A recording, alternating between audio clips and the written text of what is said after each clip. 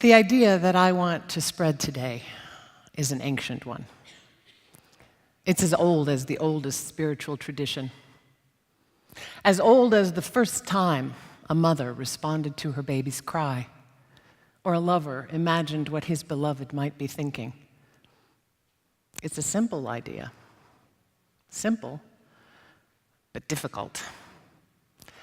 It's an idea about a tool that I have come to call transformational empathy. I'm a craftsperson. I don't work in wood or metal or anything that you can see, but for 40 years of my life, I have used the tools of connecting to the lives of others through the craft of acting. Now, I don't always practice the skills that it takes to get to empathy. Just ask my husband. But I do believe those skills might be useful to the wider world. So one of the things that an actor learns early on is that there is this big, dark, scary void between people. Of course, between the audience and the person on stage. I mean, look at us today. But also, interestingly, between the actor and the character that they embody. So we have to practice ways to make that void narrower and less scary. We practice techniques that allow us to see the world through the character's point of view. The great Russian theater director Konstantin Stanislavski called it the magic if. What would I do?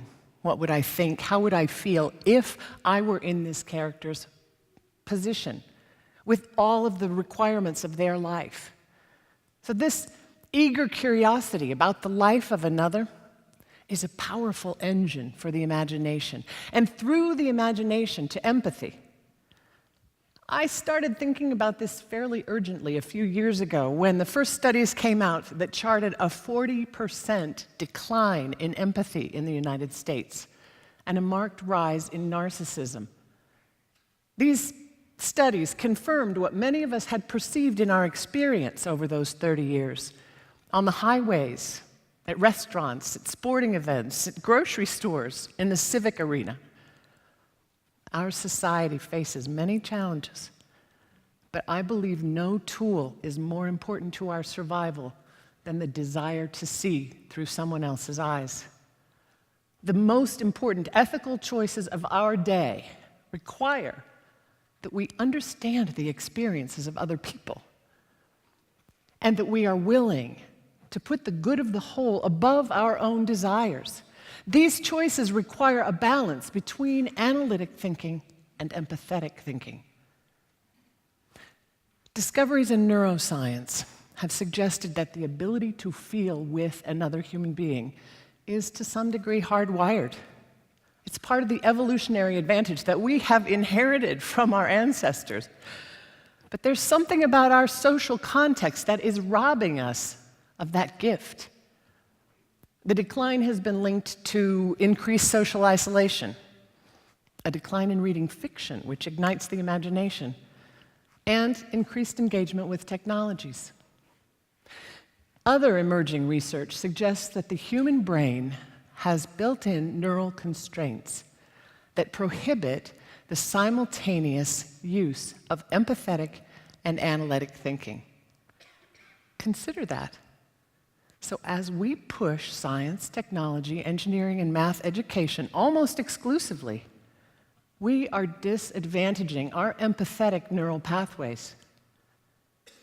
During the time that the empathy was charted as declining, our school systems were eliminating recess, art, music, and theater from the curriculum as so-called extras.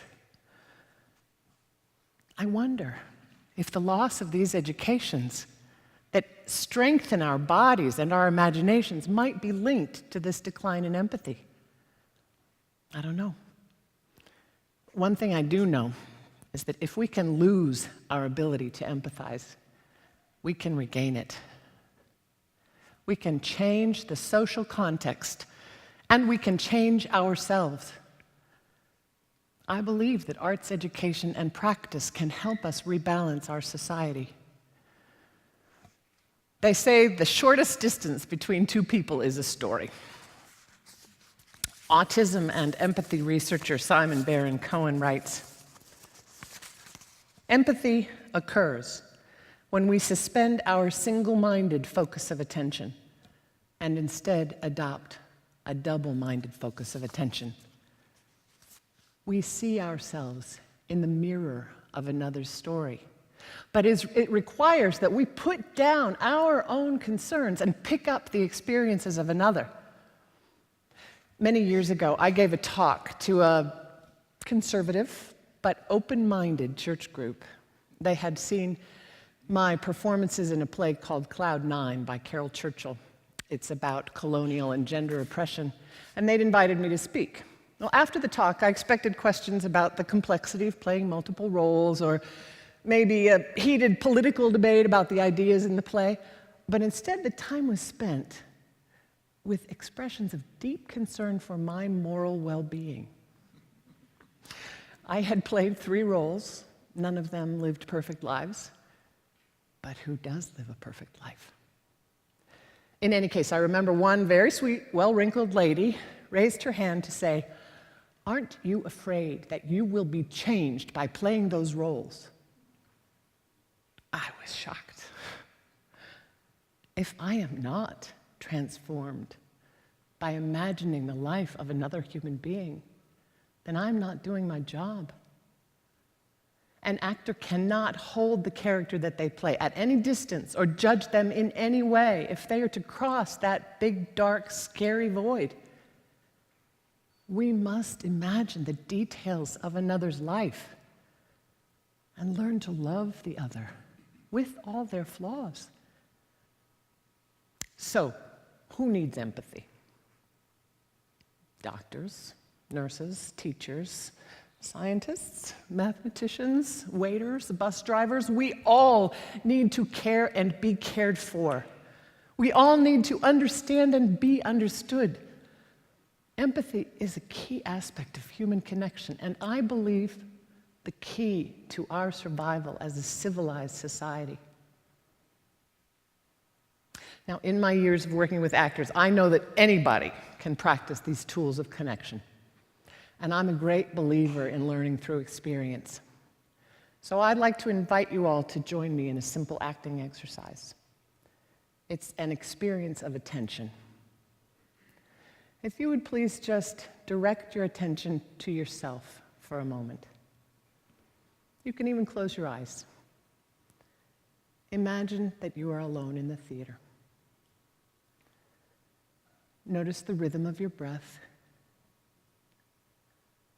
your heartbeat. What do you smell? Taste? Hear?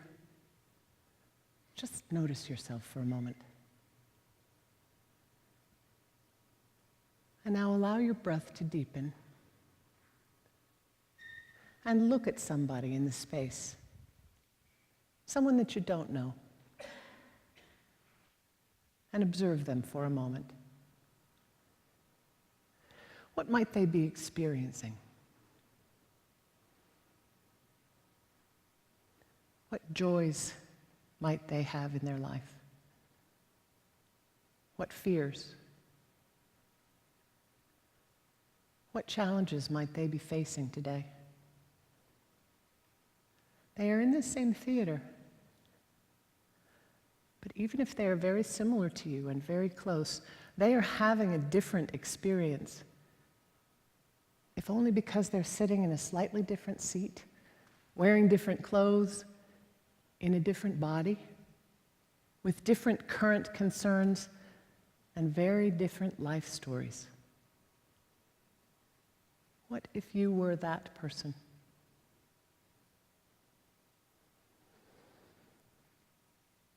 And now deepen your breath again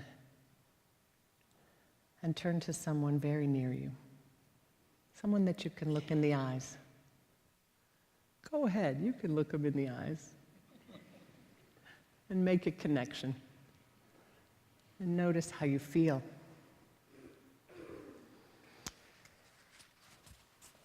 Atticus Finch, in To Kill a Mockingbird, said, If you can learn a simple trick, Scout, you'll get along a lot better with all kinds of people. You never really understand a person until you consider things from his point of view, until you climb inside of his skin and walk around in it. I believe that arts, education, and practice can help us see through the eyes of the other. And I challenge you to use the magic of if in every moment. Thank you.